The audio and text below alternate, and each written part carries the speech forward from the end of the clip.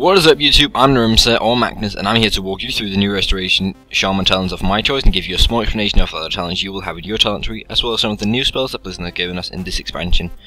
Let's just start out right off with going into the talent tree. As you can see, everything has changed here, and let's just start with the first tire. The first talent you will get is at level 15, and these are the tutorial ability talents. These are Nature's Guardian, Stone Bulwark Totem, and Astral Shift. Let's start with Nature's Guardian. This talent hasn't changed at all from what it is now in Cataclysm. When you drop below 30% health, your total health is increased by 25%. Next is Stone Bulwark Totem. This is going to be a new Stone Claw Totem, except this totem has changed a bit. When you drop it, the totem will last for 30 seconds, absorbing 23k damage. If the 23k damage is absorbed before the totem vanishes, you get a 5k shield every 5 seconds thereafter. I can't see Nature's Guardian and Stone Bulwark Totem being useful in raid situations. They are 100% PvP talents, both of them, so this is an easy choice. Astral Shift for when hard DPS phases hit the raid and you need to take as little damage as possible. Next up is Tier 2 talents. You get these at level 30, and the talents are Frozen Power, Earthgrab Totem, and Windwalk Totem. This one is an easy choice as well, because Frozen Power and Earthgrab Totem will have no effect on boss mobs, and you don't want to be taking talents for apps. That would just be a waste of a talent. I've chosen the Windwalk Totem for when slowing phases like Hagara Heroic hits. That will save your rate if Ice or something similar is behind your rate. The next talent is the Tier 3. You get these level 45, and the 3 talents are Call of the Element, Totemic Restoration, and Totemic Projection. First off, Call of the Elements. This talent immediately finishes the cooldown on all totems with a base cooldown shorter than 5 minutes, and this talent is on an 8-minute cooldown. I can see this being very useful in some situations and very wasted in other situations. Since I don't feel like having a cooldown of 8 minutes on a spell, I don't feel like this is going to be needed much, at least not before I actually get to test it in raids and dungeons. Next up is Totemic Restorations. When a totem is replaced or destroyed before its duration naturally expires, its cooldown is reduced in proportion to the lost duration, up to a maximum of 50% of the full cooldown. This means that if you accidentally misclick another totem right after using a bit cooldown totem like Healing Tight Totem, your next one will have a 50% shorter cooldown. This talent is not going to be useful enough compared to the other two, and that's why I haven't chosen it for my current setup. I'm sure it would be really good in arena situations, because good arena players will always kill your grounding and tremor totems. Last in this tier is Totemic Projection. This talent basically makes you able to move your totem around for no mana cost on a 10 seconds cooldown. If you're having to move while you got a cooldown totem down like Healing Tight Totem, you won't miss the spell effect because you can move around it.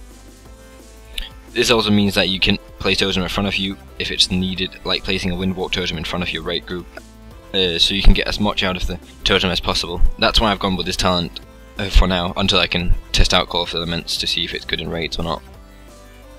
You will get your next talents at level 60, and these talents are Elemental Mastery, Ancestral Swiftness, and Echo of Elements.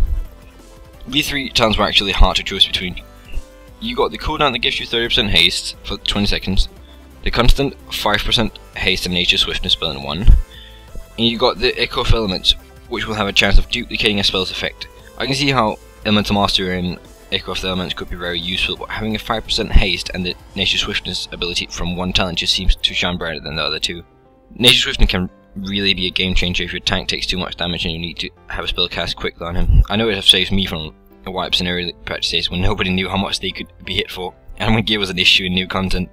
So I've chosen to trust Ancestral Swiftness and the lovely Nature Swiftness spell given with it. You'll get your next talents at level 75, and these will be your Tier 5 talents: Healing Tight Totem, Ancestral Guidance, and Conductivity. All 3 is healing talents that may increase your healing in one way or another, and all 3 talents work differently. You've got the totem that gives you a good amount of healing when high damage phases hits. You've got the proc chance heal when people stand in your healing range, which you should always have down when needed. It could be really useful for a rate healer, but I don't feel like it's going to be needed as much as Healing Tight Totem will. And then at last you got this strange talent, a cooldown that kind of spreads your healing out to other targets. It's on a 2-minute cooldown, and it heals a nearby injured party or raid member of 40% of the direct damage or healing done for 10 seconds. I've chosen to go with Healing Tight Totem because it seems like the most useful talent in raids and dungeons. To get that extra healing pumped out in the raid group could help you out a lot in fights that may get out of hand one way or another.